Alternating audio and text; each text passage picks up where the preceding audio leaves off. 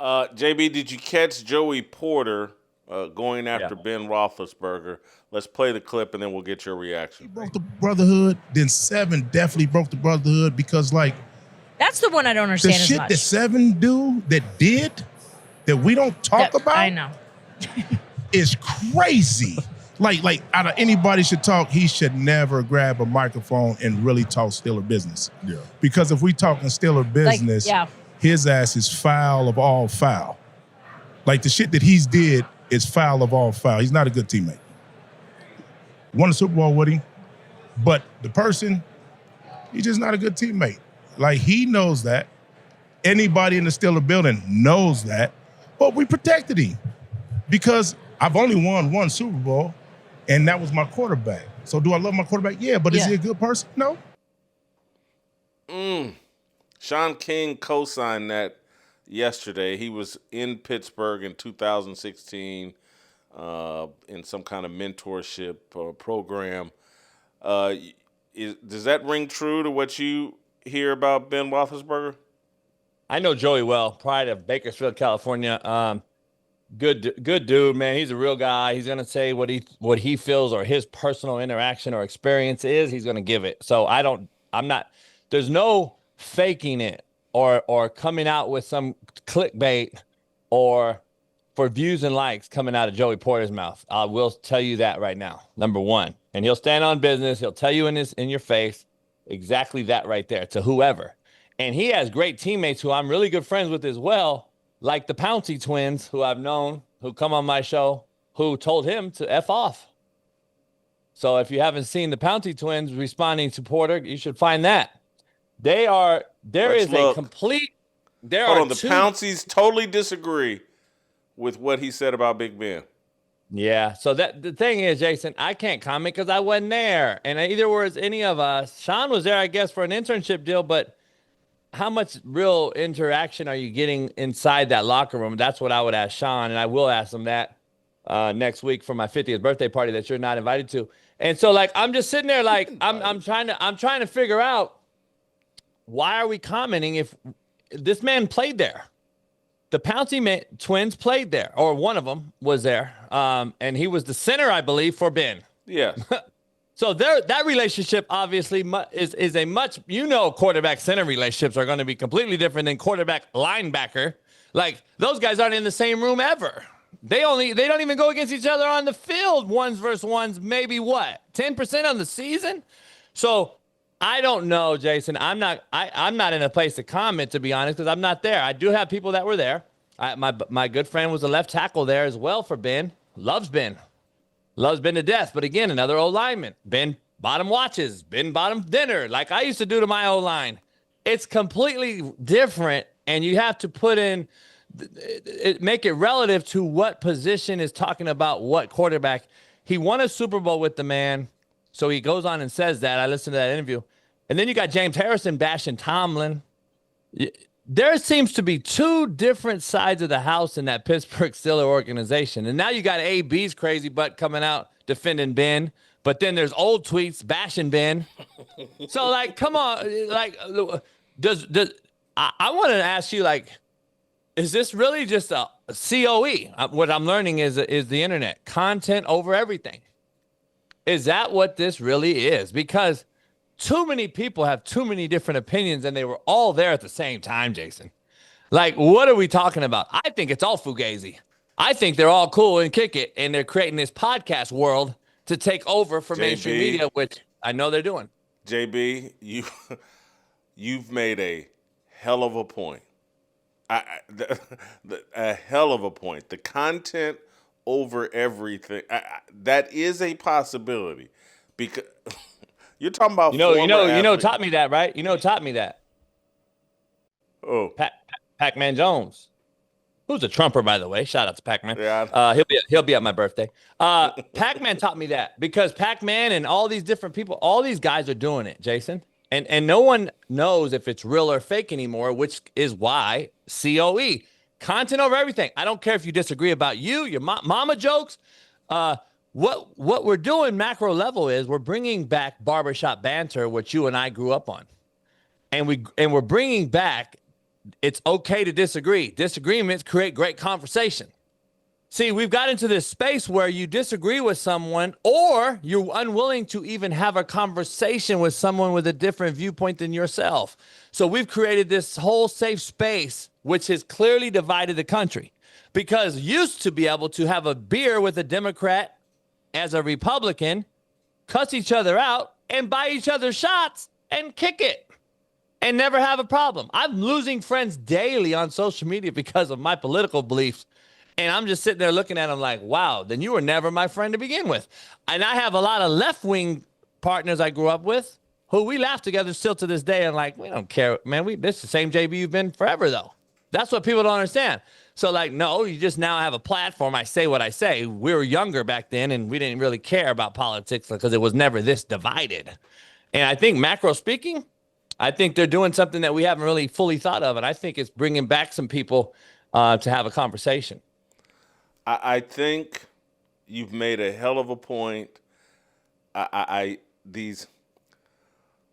gotta be careful here, but I was in a conversation this week with someone heavily involved in professional sports, and just they were telling me an incredible story. And they were telling me an incredible story that involved someone that I actually knew, and so I called the person to hear, and they were like, "Man, that never happened." And and they were just adamant, like, that did not happen. And it made me think like that everybody, and I've said it a million times, every former NBA player is on some podcast somewhere telling a Michael Jordan story. And Michael Jordan said this, and Michael Jordan did this. And I guarantee you Michael Jordan is somewhere, he may hear about this, or maybe he's watching, and he's just sitting there laughing like, that never happened. That's just people using my name and telling, because again, if you knew how many stories over the years that get told about me, that I'm like, that never happened. That I don't even know this person. That didn't happen, blah, blah, blah. But you're right. The athletes are sitting there. There's so much money at stake. It's such an easy job. Man, I just sit around in someone's basement and studio, and we smoke weed and have a drink and just make up stories, and we get paid. If you think... I mean, they're like, Chauncey Billups, why were you gambling? You should have just been somewhere on a podcast telling lies and stories and padding your income that way. You probably was. Awesome. They were probably live streaming it. Yeah. Jason, I'm just telling you, I'm fully in belief. I don't know why Smitty doesn't get this, but I'm fully in belief that there is no just you fall out the sky and you become an instant $500 million Cy Canetti or whatever his name is. Who's Kai Canetti, yeah. Drewski. Yeah. The Bobby Altoff, the girl that just started interviewing Drake out of nowhere. Drake's her first person. Smitty's like, oh, no, they've grinded. Really? So if it's so easy, go get LeBron on your podcast, Smitty, tomorrow. It's so easy. And then we see Kai Canetti or whatever his name is yesterday, full on, sold his soul. He's in a dress at a modeling on a runway. And you're telling me he's an organic growth YouTuber, huh? This is all set up, man. These guys are hand-picked, hand-selected. It's a mockery. That's why I've been telling everybody. They don't believe me. Now you're seeing it firsthand. These guys are selected. They all have CAA. I'll go a cut deeper. I'll go a cut deeper. And you're talking to someone. I loved rap music. Loved it. Was like a rap historian. I'm telling you. And to me, the most talented rapper of all time is a guy named Tech Nine out of Kansas City. We were friends. I'm on King of Diamonds album. I'm on it. Again, he's one of the few rappers that had talent. But if you really evaluate rap, most of these guys, they don't have any, they're all interchangeable. When I saw them take, like, Sexy Red, first of all, why is anybody calling her sexy? She's very unattractive. She's tatted up everywhere. She looks nasty as hell, like everybody's run through her. And they're calling her Sexy Red. She can't rap, but they instantly turn her into a star out of nowhere. And I was like, you can't, this game is rigged. They can do it for me. They can do it for anyone. It doesn't take any talent. It's just, are you willing to sell your soul? Jason, Cardi B is almost the R word. I can't even understand her. I'm not She's gonna a say the word. retard. What are you? We Yes, say retard on this show. oh, Don't be okay. I didn't soft. know. I don't want you to get hit by FCC No. like Bad Bunny. So, like, yeah, it's she's retarded. Kamala has her on stage though. That just tells you, like, that's how bad this thing is, man. It's all selected. You can't tell me these guys are organically grow. What did Drewski? What is he known for? Where did he come from? Oh, yeah, JB, he stood up. He was a stand-up comedian. No, so what? I know a lot of stand-up comedians. They're just still at the Laugh Factory, Jason, on a Sunday with 8 people watching them. They've been doing it 20 years. All of a sudden, you're on T-Mobile commercials? Man, people need to stop with this organic stuff. These guys just don't drop out of the sky and have LeBron James and Kevin Hart and all these people at their house on a show that's getting $500 million bags thrown at them, and now you're in a dress. How ironic is this? So you know what the truth is, Jason? It's really the heroes of a lot of these people that follow them, because you got a bunch of nobodies following a nobody, and they made a somebody. And unfortunately, those heroes are all falling now. You're seeing the true colors come out of all these so-called people, heroes out there, and that's why I never follow that. I never follow that way. And I'm never going to follow these cats. And that's why I never wore certain things. And I won't. These guys follow the wrong people, man. And that's what's unfortunate. It's all about content over everything. I'm on a, oh, we got it. JB, I want to, this is along the same lines. And this is basically, we're just continuing the whole Cat Williams conversation about these people are planted. And speaking of plants, I told y'all this 2.5 years ago. This is Robert Costa, CBS reporter. Stephen A. Smith is moving closer to a 2028 campaign. Spending a few days with him in recent months reminded me of spending a few days with Trump back in 2013 and 14. Many laughed at the prospect of a bid, but in the age of celebrity and social media, ... Stephen and JB. Which party? The Democrats. See, I don't think so. Like, this guy's such a flopper. He's such a flip-flopper. Like, which one is it? He's pro-Trump this day. He's a conservative thinker. And then on this day, he goes on ESPN and he's woke liberal again. Like, come on, man. If anyone believes these people, and it's not, and that tweet right there is not exactly 100% accurate, then you are falling for the okie doke. That is what he's doing. It's content over everything. This guy is literally telling the American people on his personal show that he's a Republican conservative, and then on ESPN under Disney, he's a woke liberal. Which one is it? Like, he's living 2 lives, and you've called out this guy for the basketball stuff and all the fake stuff that he's done. I mean, are we not going to buy in and listen to that story again? This is what he is. I'm telling you, I read the book almost 3 years ago, Straight Shooter Memoir, and I came out 2.5 years ago and said, hey, man, this is like the Obama book. This guy's putting himself in position to run for president. There's a pattern here. There's a reason why Bob Iger has stepped down because that's who's Stephen A.'s puppet master.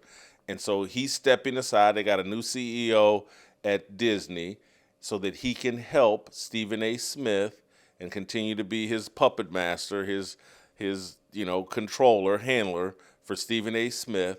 And there's a reason why Shannon Sharpe has been instructed to say, hey, I want to come back to ESPN if they'll have me. What that really means is ESPN's already reached out to me. They know that Stephen A. is about to go into politics, and we need you back here to do First Take while Stephen A. runs for president. And so all of next year, Stephen A., or this year, Stephen A., and at some point this year, he'll reconnect with Shannon Sharpe. And then come 2027, Stephen A. will move off of First Take, focus full in on his campaign run. Who's his agent? Who's his agent? His agent is Mark Shapiro and Ari Emanuel and the people at WME and whatever they're called. Follow that line. Yeah, I know. There's 2 lines. There's CAA, and there's WME. Yeah. Those are the two. Those are the two that are eventually going to come to a halt and crash at the precipice here. They're going to crash at the top of the deal, and somebody's got to start making some decisions which way you're going, because both parties cannot survive in this space. McAfee told me years ago when I was on his show every week that we haven't even tapped into the internet dollars. The amount of money that we can make on the internet, we haven't really tapped in. You're seeing the Cy Canettis and all these guys getting $500, $600 million offers for doing what? But it's very far and few between. Now, everybody's saturating the space, just like the liquor business that I'm in with whiskey and vodka, and the cigar business, how hard that space is. It's the same thing because everyone saturates it. You throw out 1 million people doing a podcast, every average Joe in their basement, like you said. And then eventually you have to, the cream rises to the top, and you have a name and you have content that people like. So what happens, Jason, to keep up with that, you have to go COE. You got to do content over everything to get yourself over the top where these guys, WME and CAA, sees, and then they drop you in on a Drake podcast out of nowhere. This little white girl sitting in her basement, and everybody's like, who's this? And then she's got 100 million followers on YouTube, literally like this. You think that's all just, I'm barely getting to 100,000, Jason. I've been doing it 6 years. I haven't bought a follower. Never, ever, ever will I. And everyone's like, oh, I've been told by some higher ups, oh, just buy them. They don't care. Like I've grown I got 400,000 followers like this because I bought them. And I can tell the bot ones from the organic ones. You can too. Let's look at how many likes they get and how many comments they are by a bunch of bot females living in some model girl in Italy. I'm like, what the heck is this? There's 1,000 comments from the same girl in a different picture. And I'm like, what? I'm realizing all this is fake, man. I'm realizing we're living in a fake space. And I'm going to just keep riding out the organic side, Jason, like you, and see what happens. Because at the end of the day, I think the world is turning back to, we want real, authentic, spitters. We don't want this fake stuff, because I think we're seeing that. And that's why I don't carry any weight with that whole Joey Porter thing and the Pittsburgh Steelers thing. There's too many people talking on too many different ways. You both were there at the same time. Can't be that bad. You won Super Bowls. Like I'm not buying it. I think this is all fake space, and I think the money is unlimited in it. It's just the approach that we take to get it. JB, great job as always.